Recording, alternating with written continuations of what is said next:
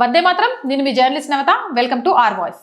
జమ్మూ కాశ్మీర్లో ఉగ్రవాదుల ఏరివేత వేగవంతమైంది. మార్చి 31 వరకు ఆపరేషన్ ఖగర్ పేరుతో అంతర్గతంగా పెద్ద సమస్యగా ఉన్న నక్సల్స్ ఏరివేత కొనసాగింది. ఇక ఇప్పుడు ఉగ్రవాదుల ఏరివేతపై కేంద్రం దృష్టి పెట్టింది. కాశ్మీర్లోని ఉగ్రవాదులను ఆర్మీ ఏరివేస్తుండగా పాకిస్తాన్లో ఉంటున్న ఉగ్రవాద నేతలను అజ్ఞాత వ్యక్తులు హతమారుస్తున్నారు.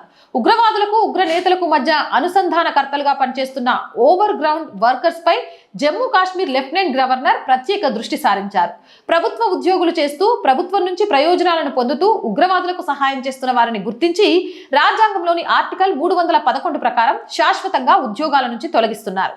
ఆర్టికల్ 370 రద్దు తర్వాత ఇప్పటి వరకు 90 మంది ఓవర్ గ్రౌండ్ వర్కర్లను ఉద్యోగాల నుంచి తొలగించారు. లెఫ్టినెంట్ గవర్నర్ తాజాగా 2 ప్రభుత్వ ఉద్యోగులను విధుల నుంచి బర్తరఫ్ చేశారు. ఈ 2 ఉగ్రవాద సంస్థలతో నేరుగా సంబంధాలు కలిగి ఉన్నట్లు విచారణలో తేలింది. హిజ్బుల్ ముజాహిద్దీన్ ఉగ్రవాద సంస్థకు నమ్మిన వ్యక్తిగా పనిచేస్తున్న ఫర్హత్ అలీ ఖాండే విద్యాశాఖలో ఉద్యోగం చేస్తున్నారు. 2011లో ఇతను అరెస్ట్ అయ్యాడు. ఉగ్రవాదిని అరెస్ట్ చేసిన పోలీసులు ఆ ఉగ్రవాదికి ఫర్హత్ ఆశ్రయం కల్పించాడని గుర్తించి అతడిని అరెస్ట్ చేశారు. బెయిల్పై విడుదలైన తర్వాత కూడా ఉగ్రవాద కార్యకలాపాలను ఓవర్ గ్రౌండ్ వర్కర్ గా కొనసాగిస్తూ వచ్చాడు. దీంతో లెఫ్టినెంట్ గవర్నర్ అతడిని ఉద్యోగం నుంచి తొలగించారు. కారుణ్య నియామకం కింద గ్రామీణాభివృద్ధి శాఖలో ఉద్యోగం పొందిన మహమ్మద్ షఫీదార్ బందీపూర్లో నివసిస్తున్నారు. గత ఏడాది ఏప్రిల్లో ఒక AK-47 రైఫిల్తో పోలీసులకు దొరికాడు. విచారణలో ఉగ్రవాదులతో కలిసి ఉన్నట్లు తేలడంతో లెఫ్టినెంట్ గవర్నర్ అతడిని ఉద్యోగం నుంచి తొలగించారు.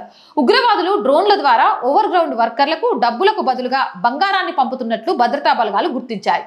ఈ ధన సహాయం ద్వారా ఉగ్రవాద కార్యకలాపాలు కొనసాగుతున్నాయి. పనులు చేస్తూ ఉగ్రవాదులకు మద్దతిస్తున్న వారిని గుర్తించడంలో భద్రతా యంత్రాంగం విజయం సాధిస్తుంది. తాజాగా 16 ఏళ్లుగా జమ్మూ కాశ్మీర్లో ఉగ్రవాద కార్యకలాపాలు నిర్వహిస్తున్న 2 పాకిస్తానీలను పోలీసులు పట్టుకున్నారు. అబూ హురేరా, కుషబ్ అనే 2 పాకిస్తాన్ నుంచి చొరబడి ఉగ్రవాద కార్యకలాపాలు సాగిస్తున్నారు. చిరు వ్యాపారుల్లా వేషం మార్చుకొని బీహార్, రాజస్థాన్ లో తిరుగుతూ ఉగ్రవాద నెట్వర్క్ ను విస్తరించారు. వీరి అరెస్టుతో ఉగ్రవాద ముఠాలకు పెద్ద దెబ్బ తగిలింది. ఇక ఆర్టికల్ 370 రద్దు తర్వాత జమ్మూ కాశ్మీర్లో ఉగ్రవాద వ్యవస్థను నిర్మూలించడానికి ప్రభుత్వం కఠిన చర్యలు తీసుకుంటుంది.